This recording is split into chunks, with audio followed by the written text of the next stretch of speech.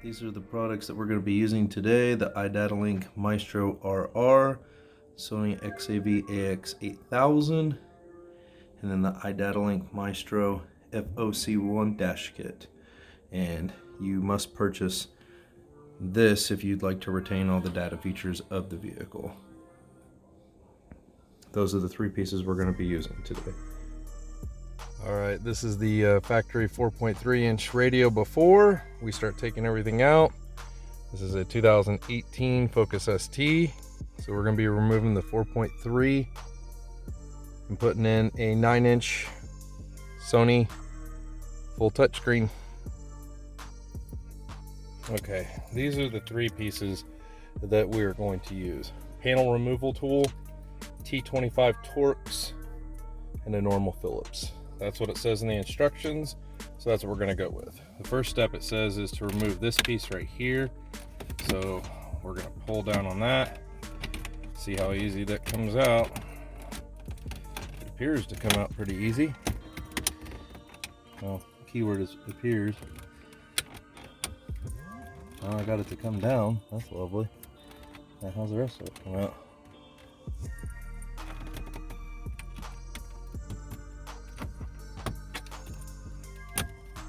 Something that I'm missing here or something? It appears there's a whole bunch of clips in there. And this thing is a bitch.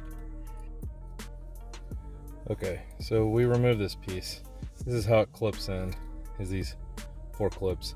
I tried pulling it out this way on the top. That did not work, so I pulled it from the bottom and pulled it out and it came out.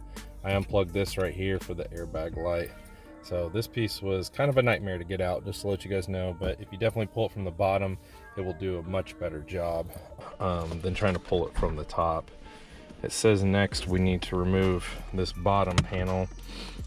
I've already taken this piece out a few times, mainly to cover it in carbon. So it's kind of a pain in the butt too.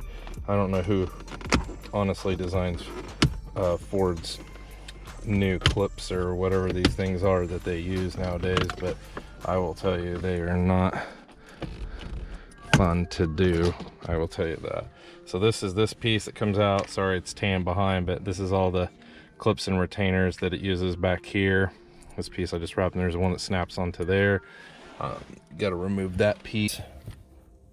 Next, it says that we must remove the 3 Phillips screws holding the shifter, surround, and climate controls.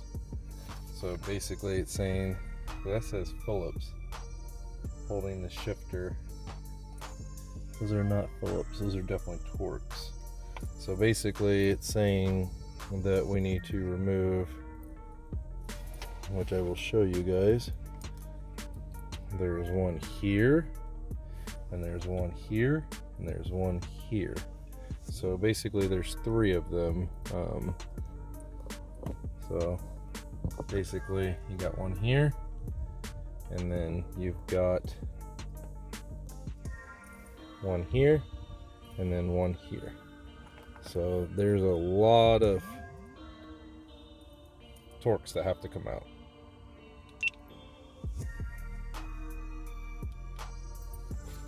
Okay, so all right, we're going to remove these 325s. These are Torx T25s. There's the first one here. Cut that out. Got one here.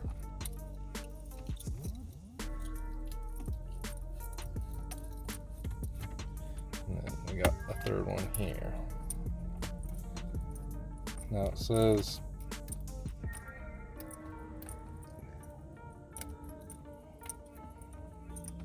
this whole bezel should come out.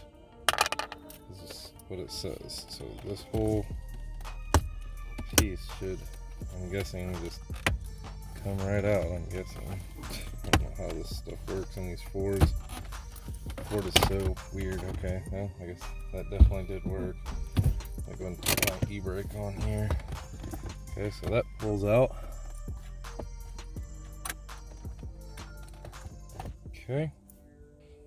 Okay, we pushed this kind of to the side, but we took out the USB right here, took out the heater power plug. There was a blue plug and a black plug and this other plug right here. We unplugged all these. So basically there's 4 plugs here, USB, and then this was the one that was for the airbag. So we just kind of slid this over. That way we can get all the access up to here. Now it's saying once we pull this out, there's 2 T25s up here that we need to, yep, I can see them right there. So basically there's one right here that we need to remove.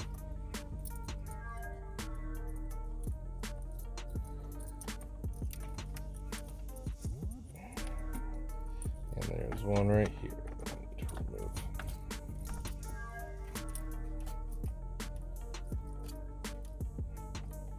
There's basically 2 T25s.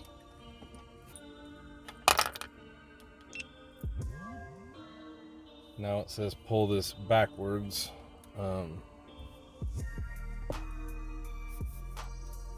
Says you'll basically pull this out, is what it says.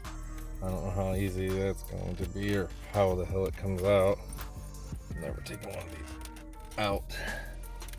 I don't know how easy it's going to be. Oh, god damn. That motherfucker was in there. Holy shit. Okay, well, it's out now. So this whole piece just comes out. It's all one big piece. I believe there's one plug, yep. So there's one plug right there, this plug right here, which is plugged in right here, which is basically a dummy right there. Which is weird because it doesn't have a CD player. So weird. So, it says to take this and put it to the side. That's what we're going to do.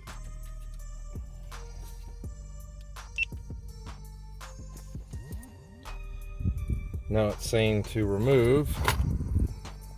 Basically there's one here, and one here, one here, here, and here. So there's basically 6 Torx that we need to remove. So we need to remove all 6 of those to be able to get this screen out and the brain that's basically in here. All that has to be able to come out. So 6 T25s that need to come out of here. Then this whole big nightmare, in my opinion. Okay, this thing all comes out. And there's one big plug on the back of it. Can't figure out how the hell that thing comes off though. No slack as usual. Alright. Here's the back of the unit. Got a plug here, antenna adapter, and a plug here.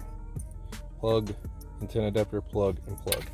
Those are all up here, here, antenna adapter, and here. So there's all your plugs and everything that you need. Just so everybody can see that. And then here's this unit right here, what it looks like from behind. And this is going away. All right. We're removing these vents. You got to pull up on these clips right here to pull these vents out. This all comes out as one piece. I've installed it into this one. It's not securing in there very well, but it's working. I also screwed the 4 screws that came with it. 1, 2, and then 3, and then 4 to get this piece into there as well. I'm trying to just basically get all the pieces of the puzzle done before I put the radio in so that everything's into this. Okay, so we have this wired up. This is our OBD2, which is plugged in right here. And then this other white plug we have plugged into the backup camera harness with the plug. We have our 2 other factory plugs that plug into the harnesses. Everything is wired up into here. All the plugs are plugged in like so. This one goes to the steering wheel right here. And then everything else is wired up here. Per the instructions, like it states here, cut these off. Plug this in, run this to this connector for the backup camera. OBD2, blue one is not used, and then all these are going to plug into the brain, including the blue connector to here. So I wired everything up exactly like the wiring diagram. So we've got everything plugged in. I'm going to go plug it into the car and see how everything goes. All right, so here's where we plugged in at. 1 plug, 2 plug, 3rd plug for the camera, and then down here at the OBD tube.